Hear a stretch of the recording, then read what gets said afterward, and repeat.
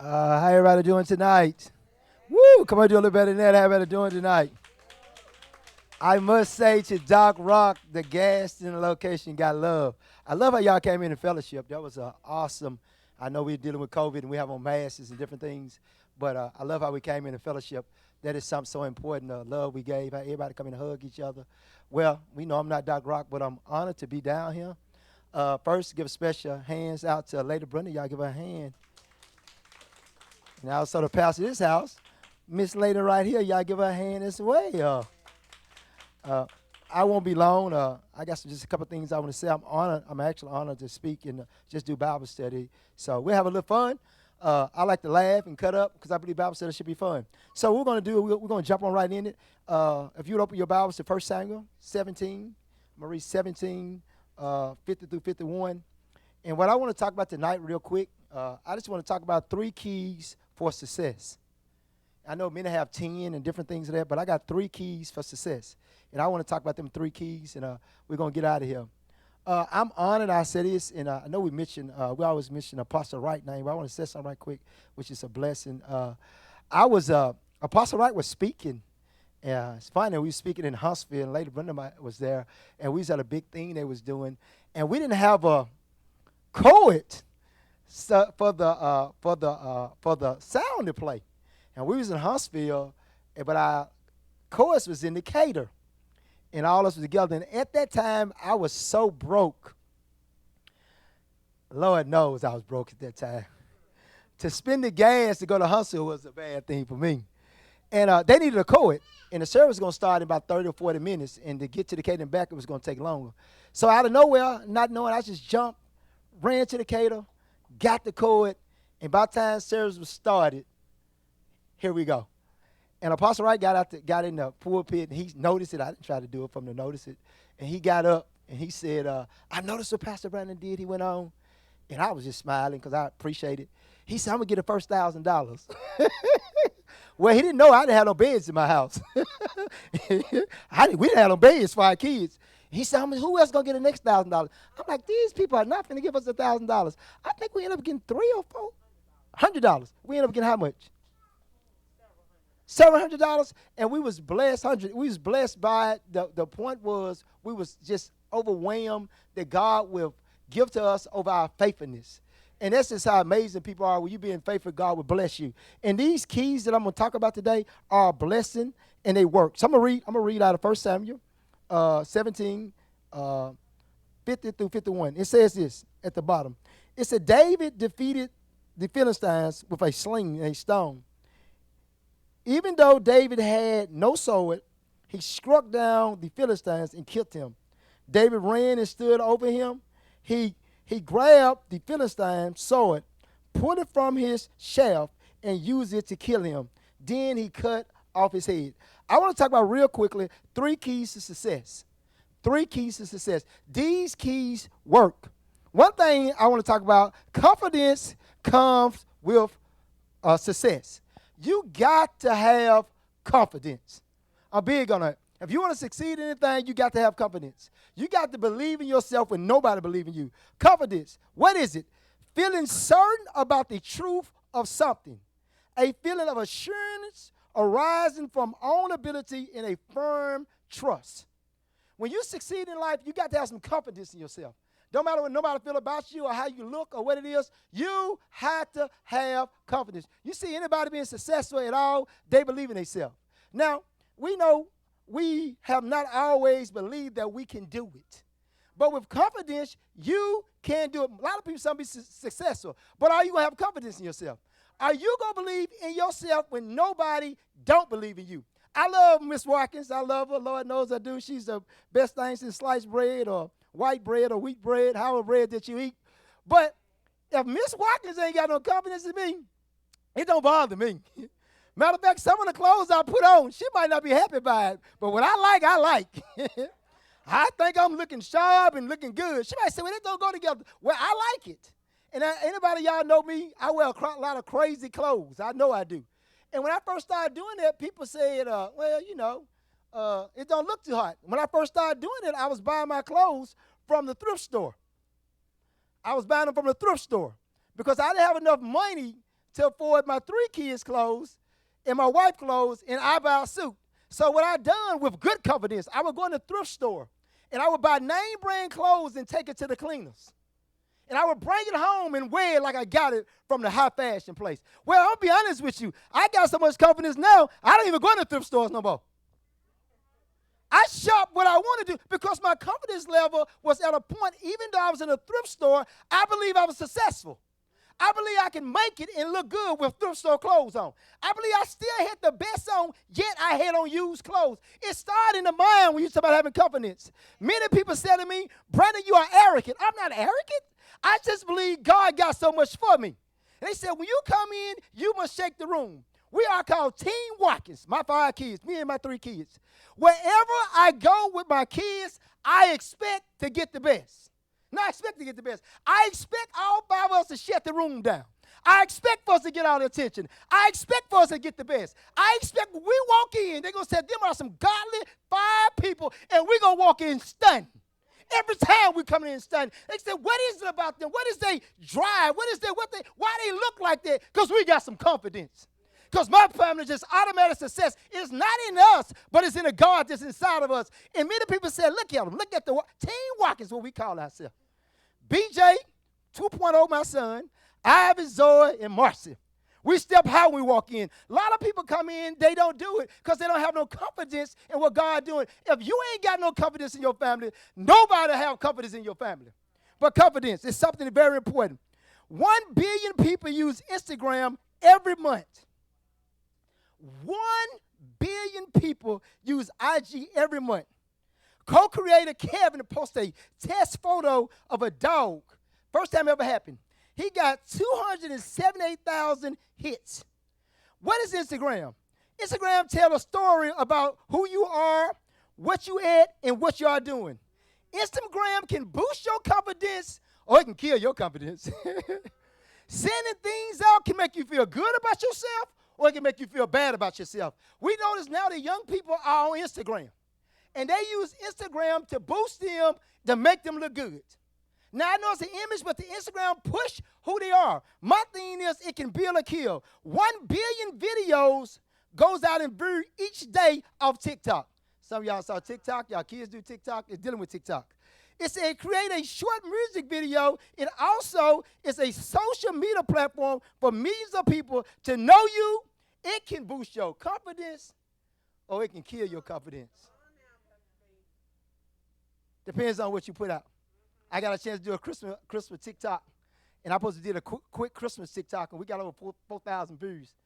But it took us hours to do it. The TikTok about 30 seconds, man. And my kid saying, Dad, repeat. And I started saying, why? He said, and all that day before we did it, we did a trial run with not the real clothes on. So we got up that morning and just did a trial run with our regular clothes on. And they made sure the TikTok where it needed to be. Then that evening, we got dressed up. So they came in and they told us what clothes we was going to wear. They set our fit out for the evening to do a TikTok video for 30 seconds. Now, we'll practice all morning. Like y'all are ducks, I don't want to do another TikTok video during Christmas holiday. But my son said, Daddy, you got to have confidence when you do the TikTok. If y'all watch the TikTok, I walk in and grab the mic. I practiced that 100 times. And when I finally got my confidence, my son said, that one, that's the one we want. Well, he said, Dad, it's going on live stream. 4,000 people going to see you. You got to have some confidence. You got to make people believe who you are. What am I saying? You got to have confidence in this. Confidence, it's like your boss. It's confidence. It's like your boss, your best friend, or your enemy. Or people who go against you. You got to have confidence when you walk in office. My job, and I get through this quick, the job I have today. I got on the job I started working for this company with Doc Rock 25 years ago, the job I have today. I'm an executive director of the city. The job was started 30 years ago because I was gangbanging in the city. So back in 1990, I was one of the first gangbangers in the city. A gang we called G5G. Some of y'all remember that off school days. Gangster 5 Gangsters. Oh, yeah. Y'all remember G5G. Y'all remember that. She know what that is. That's what she want to be. She watched that movie, School Days. Y'all ain't saw School Days? Y'all going to make me lose my job. But yeah, it's another ball game. Y'all know that. Gina was on there. Some of y'all know that. Y'all ain't that deep. Y'all remember that. They put me in AKAs and 1 AKAs and black against. So we started a game called G5G. All the ex-basketball players who was doing stuff illegal, I ain't gonna say what we was doing, was started a game. So they can control the city. So they came with this idea to bring in Mr. Jones to control the game banging. So the job I got, I created 25 years ago. So they came up to get an executive director of the city done with the young people. So they kind of laughed at it because I get ready to get the job, and it came up. And, y'all, this is a 6-figure job I'm finna get. And the job finally came up 25 years later. And old Sarah, Marcy, Sarah, the prophet in my house, she said, God said don't accept this job. I looked at her like she lost her doggone mind. I've been waiting this job for 25 years. And she prophesied to me. She said a job would come up a year later if you just wait. I went to my job. I went to the job because I was going to work for them part-time. I sit in all the office, and I built my confidence to trust that the job is going to come up a year later. I waited patiently. The job was at one amount, and a year later, the job topped off another $20,000 more because I waited a year. I ended up gaining $20,000 more because I heard her voice, and I waited a year. I built my confidence. Confidence relating to the 3 things that I want to belong to, 3 keys to success. Number 1, know your worth. Know your worth. Know how much you work. I don't care if your grandma was a bootlegger. I don't care if your granddad was an alcoholic. I don't care if your family, no one had an education and you grew up on Skid Road. Know your worth. Know how much you worth. Know God took time and created you beyond any other. He made nothing matter like you. You got to know your worth. This is the thing, if you would look at 17, 1 Samuel 17, 38 through 40. 38 through 40. It says, Saul had his own military clothes to put on David. He put on a bronze helmet on David's head, and he had himself to put on armor. David strapped on his sword and put over the military clothes and tried to walk. But he was not used to them. I cannot walk in these. David said to Saul, I'm not using them. So David took it off. Instead, he took a staff in his hand and chose 5 smooth stones from it. David knew his worth. This is the king. You follow his order. You do what he say. David puts on his armor and said, no, this is not what I need to wear.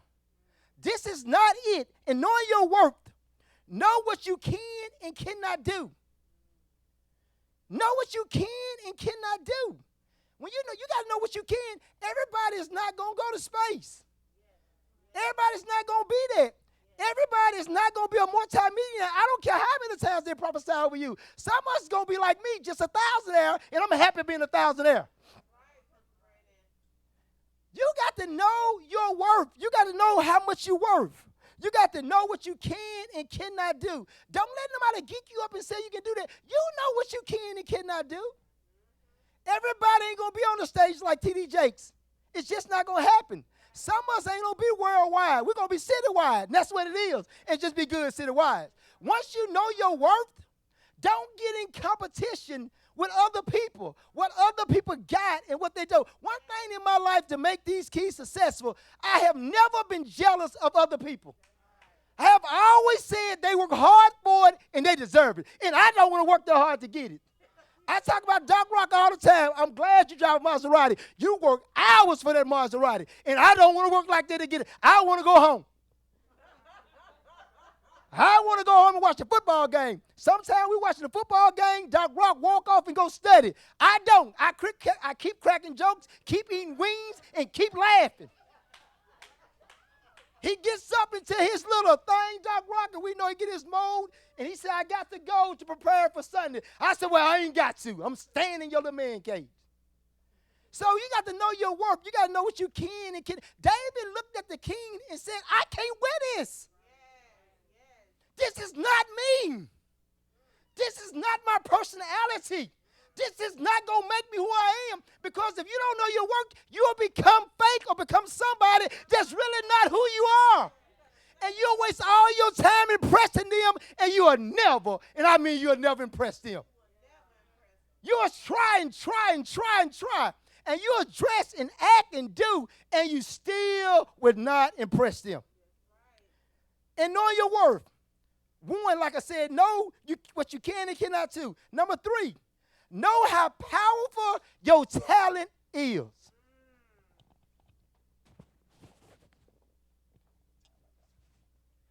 Know how powerful your talent is. I was sitting at Cabrera, uneducated, left high school with a 1.4 GPA, and graduated a year later. You know it's GPA then. I left high school a year later. I graduated a year later. And out of 325, I was 324. And I was proud to be 324. That lady said, do you know what your GPA is? I thought she was about my speed. She said, no, this is the totality of all your grades at the end of the year. I didn't know y'all did that. I didn't know y'all added my 8th grade to the 12th grade. I didn't know y'all did that. When y'all start doing that? Why y'all doing that? She said, you got a 1.4. Brandon, what you going to do with your life? I don't know. I guess I'm just going to get up every day. I knew my talent, though. I said, I don't know what it is, but I like running my mouth, and I like working with kids. Social worker, you don't make no money. But I know my talent. I'm not a rocket scientist. I can't do equations and whatever the other big words is. I only like counting money.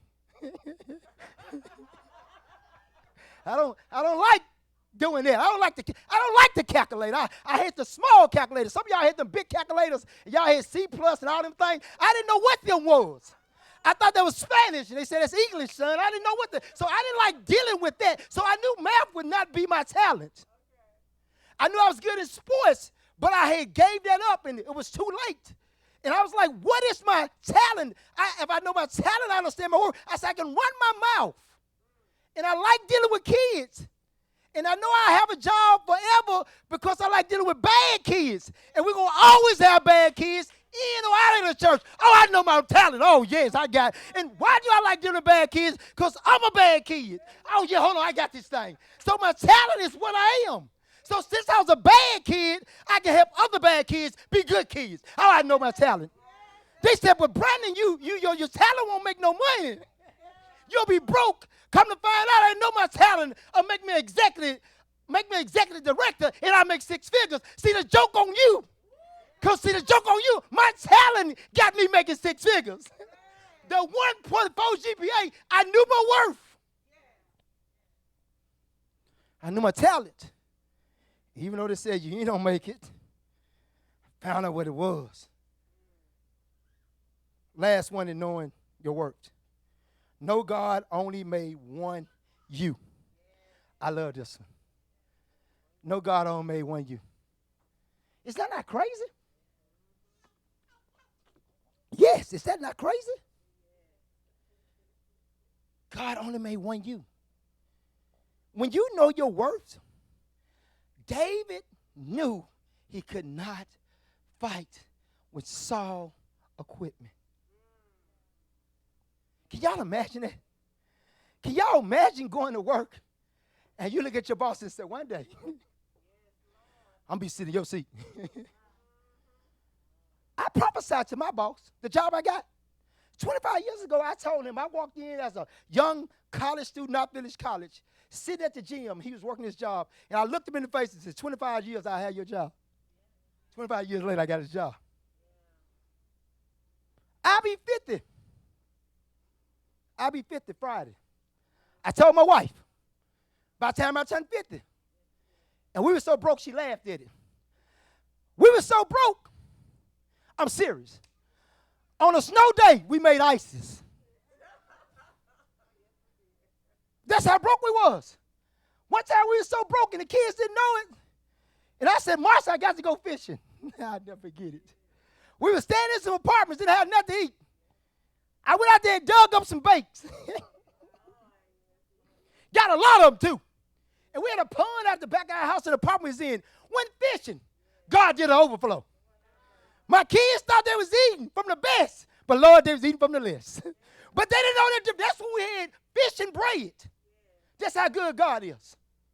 God will bless you when you know it. But I know he only created me and for who I am. But God continues to bless you when you just got to know your talent. Let me keep going. Them three things, y'all get that. And three keys of success. Know your worth. In them, number one, in knowing the worth. Know what you cannot can do. Know how powerful your talent is. Know God only made one you. And David knew that. I keep going because I ain't got that many minutes. Hebrew 10:35 said, cast not away, therefore, your confidence, which is a great reward. I go on to the next one. Number two. It's a good one. And it's for men too. Men too. Control your emotions. Control your emotions. David had an IQ. David knew when to go to war, and David knew when not to go. I like this. I'll read this, though. If you go over to 1 Samuel 17, 41 through 45, and I won't read it all, but it talks about the Philistine came close to David with shield bearing in front of him. And when the Philistine looked and saw David, he despised him because he was just a youth, healthy and handsome. He said to David, and I dog that you come, dog, what is God? I thought it was that you come against me with a stick. And then he cursed David by his God. Come here, Philistine called to David, and I will give your flesh to the birds and into the sky, into the wild beasts. David said to the Philistine, you come against me with a dagger and spear and a sword, but I come against you in the name of the Jehovah of hosts. I like that when the next one talking about know your emotions. Don't matter how this giant went at David didn't get involved in his emotions. David was not going to make an emotion decision at all. Even through COVID, you got to know your emotions. I understand people are dying through COVID, but that don't mean you're going to die. I wouldn't wear masks. That's cautions. We need to do that. But don't wake up the next morning because a family member died, think you're going to die with COVID. Because the day you think it, you are. If you feel you're going to be, because you're going to wake up hot and coughing and feeling bad, that don't mean you got COVID. I got a staff of 23, and they always trying to stay home for something. Just because you coughing don't mean you got COVID. You got to control your emotions. You got to, and it's hard because we see people are passing away, but you still got to control your emotions. We still got to have an IQ in what we're doing as a society. We still got to trust God and believe God. I'm going to tell you why I control your emotions. I don't know if y'all ever know, but when I was working back at this job, I was working, and I got a call from Birmingham, and I was working in Decatur. At this time, I was working I was working with, not the work relief, but I was working in prison. So I was going to teach prisons. I did that. And I got a call from my wife crying, saying that my daughter had been diagnosed with cancer. And said the only thing left on the table that she going to die. My daughter was 11 years old at that time. I was in Decatur. And I had to drive an hour out. I had to control my emotions. I couldn't go over. I couldn't go crazy. I had to drive to Birmingham. I had to be silly. I couldn't be like my wife and the kids. I had to control my IQ or my EQ. I had to deal with that. First of all, this is my baby girl. Second of all, God, I've given up everything to serve your people, and I'm reaching your youth, and you're going to do this to me? Now, at this time, I'm a youth pastor. I'm traveling everywhere. But out of everybody, you're going to pick my daughter to have cancer and die. Got to the hospital, come, collected. They grabbed me to take me in a room to tell me these words, that your daughter going to die. I looked them in the face like Denzel did. I curved and said, I will not bury my daughter. My daughter will bury me. They thought I was crazy. I calmed down. I said, watch what God do. Well, the moral of the story, she's been a cancer survivor for over 11 years now. Won't God do it? How? It's controlling the emotions of what you're dealing with. 3 things, right quick. Know when to cry and when to fight. Know when to cry and when to fight. Know when. Y'all girls know, y'all remember when y'all used to take y'all shoes off? Pull your nails back now, probably slap your weed out now. How y'all do it? You can't fight every fight. You can't cry all the time. Sometimes you got to get up there and start praying. You got to go out there and do it. You can't sit and pray all day. God heard you, but you got to get up. You can't fight every battle. Don't argue with people and fight. When you're trying to be successful, some things you don't even deal with no more. Some conversation, Brandon Watkins hear, and I act like I don't hear him. You got to know when to fight and when to. He know when to fight. At this time, David knew he had to fight. He knew he had to battle. He ain't time for crying. This giant is before me. All my other brothers are punked out. Look at them crying, them big jokers. All of them older than me. David, like I'm going, you got to know that when you're dealing with family, you got to know when to be on their side and when not to be on their side. I'm just telling you, Doc Rock said how we are. Yeah, we like that in our family. Everybody be at the family gathering. Me, Doc Rock will walk in, speak to everybody. I look at my family. Let's go. I go to some gatherings, we stay there. We don't hang at every gathering. I love my mama dearly. Johnny may know I love her. But some of her conversation, she know her. I be laying in the furniture. We be having a good time. She starts some conversation. I look over the master, I put my shoes on. I look at my mama. I lean over and kiss her. Mama, I love you. But I got some stuff I got to do. No, you don't, but nah, you just leaving. You know you just leaving. I do like the old days.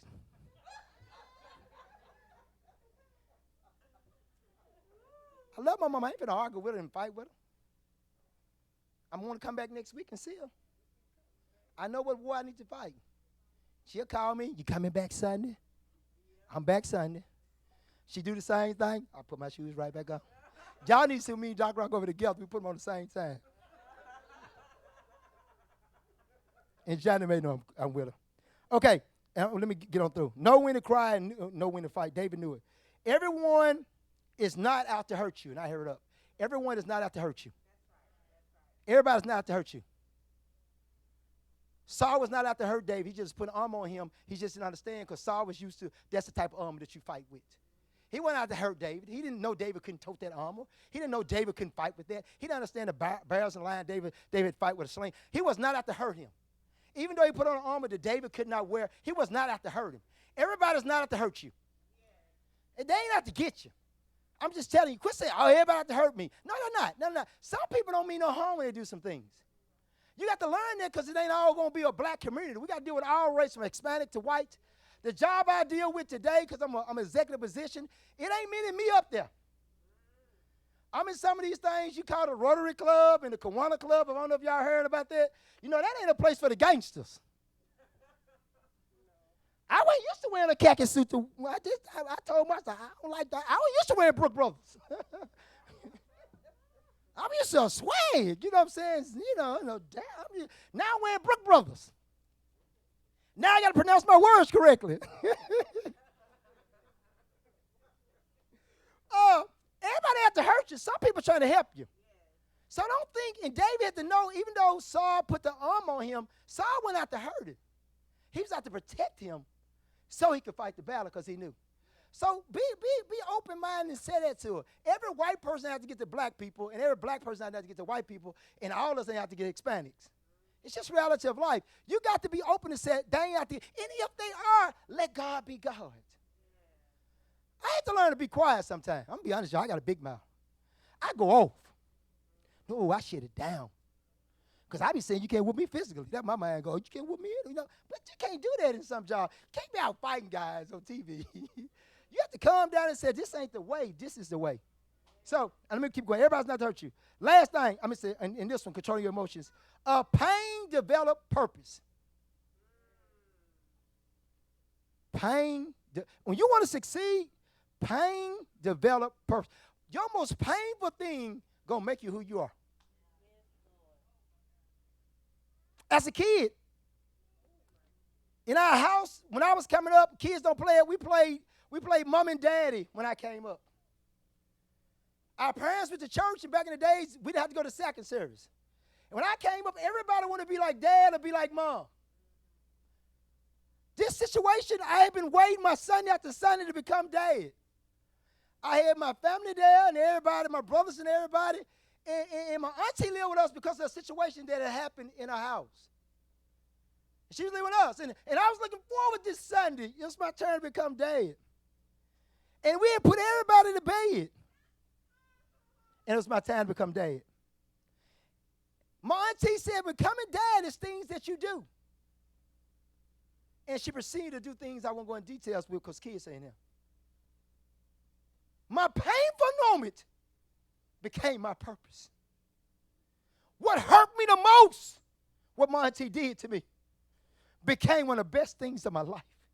It gave me sympathy for other people when they're going through. It made me, in the field that I'm in, I heard this story over and over again. Now I can say, you're not only a victim, I've been one. But victorious come out of this story. My most worst thing that could ever happen to you, what my auntie did to me, became the most purpose thing of my life. I meant it with my auntie. I meant it with everybody else. She's cool with me. Come to find out the same thing was going to happen to her. Oh, yeah, your pain will become purpose. I don't care what you go through and you say, I can't. Your pain will become your purpose. It will guide you to in success. You're not going to get away from that pain. It's not going to leave you. You're going to be hurt. But you'll make it. I promise you. Look, you'll make it. I'm a witness. You will make it. It'll make you strong. It'll make you bow. It'll make you know you got to. I know I got to worship God. I have no other choice but to worship God. He has put me in a position. I don't know about y'all. I've been going through so much. He's all I can do. My life is a trail that I must worship God. I can't get out the will of God. I can't make it out the will of God. I can't do with some people, church to church. That ain't mine. I can't do it. I must stay focused on God because I know I'm a fool at my best. I know I act up. I know I go back off. I know I get back in where I used to be. But I ain't trying to go down that line. I'm trying to go down the line of success. I know how crazy my family is. I saw it personally. I know my granddad was an alcoholic. I know he never married my grandma. I know none of my aunties never had a high school diploma. I know my mama had all three of us at a young age. I know this. I know living in the projects. I know about not having food and food stuff. I know about that. So that's inside of me. So I must make my pain my purpose. I must have a focus knowing that I can be successful. Not in me, but boy, in God. I don't know where you've been. Maybe you had a silver spoon in your mouth. Maybe everything always been right. That ain't my story. Sometimes I wake up and say, boy, I can't believe I hear myself. In a couple of days, Lady Brenda gets to come to my brand new house. She needs to come to it and put her presence in it. I'm moving in a upscale neighborhood. That's nice. We drive by, and I should look at it and say, Negro, you know you ain't moving into that.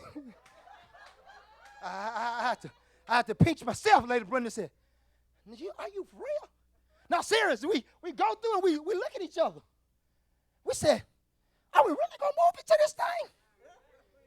They let some Negroes in the neighborhood. The guy that owned Broken Eggs live across the street from us. Now, this is the same joker. Oh, stop. See. I knew my worth. I knew God had a plan for me.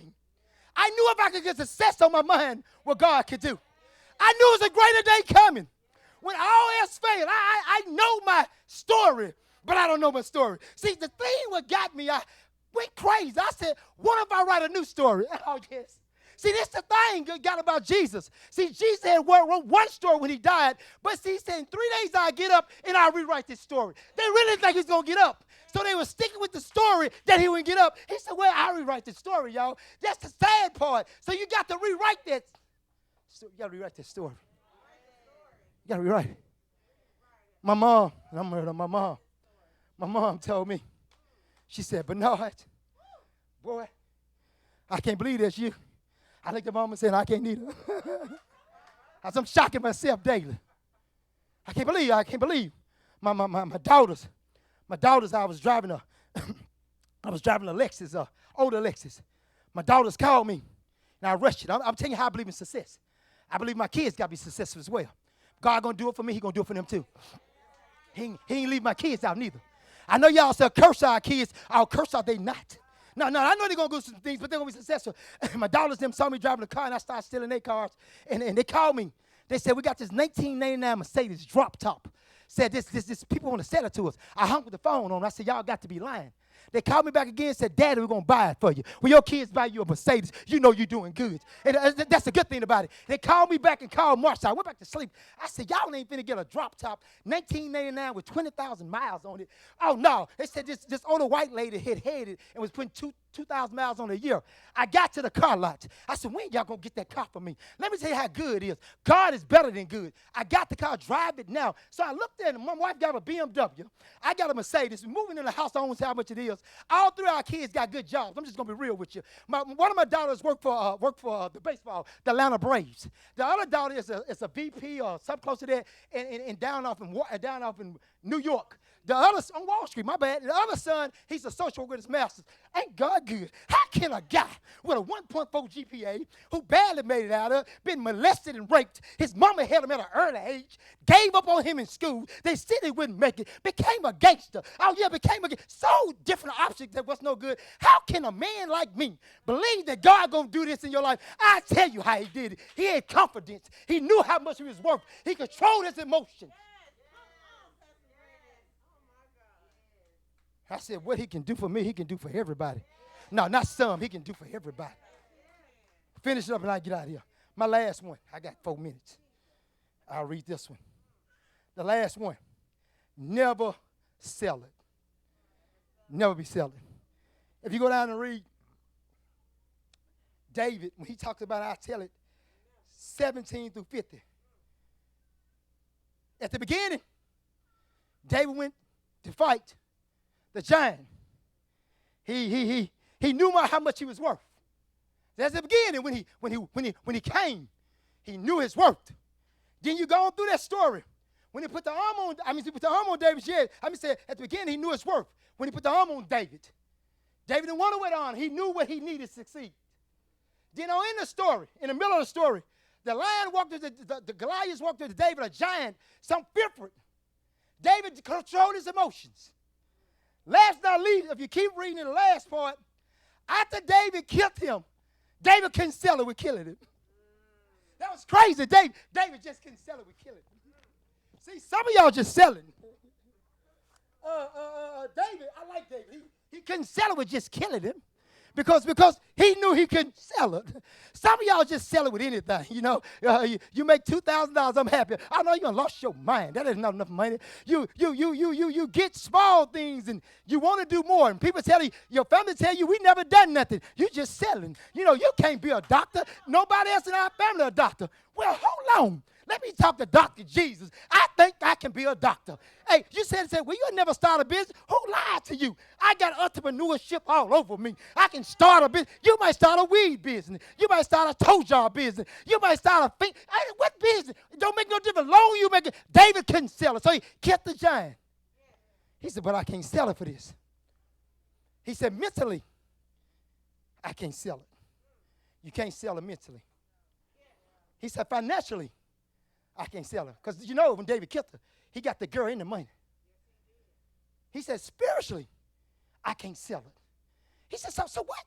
So mentally, David, I got to go to another level mentally. If I want to be successful, I got to go to. David said, I read it. David was like, I got 3 keys. I know my worth. I know I wasn't worth. I don't have to use your stuff, Saul. Take the arm off me, Saul. I got my stuff. David said, that's cool. He said, giant cutting up. Giant, you're not going to control my emotions. He take the giant up. He said, last but not least, and I'm adding it on my minute. He said, I got to deal with him mentally. I got to deal with him physically, and I got to deal with him spirit. David said, I got to get ahead of life. And he cut the giant head off.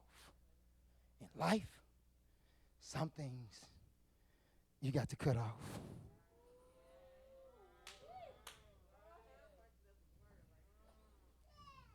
end with this in my minute. Talking about my job.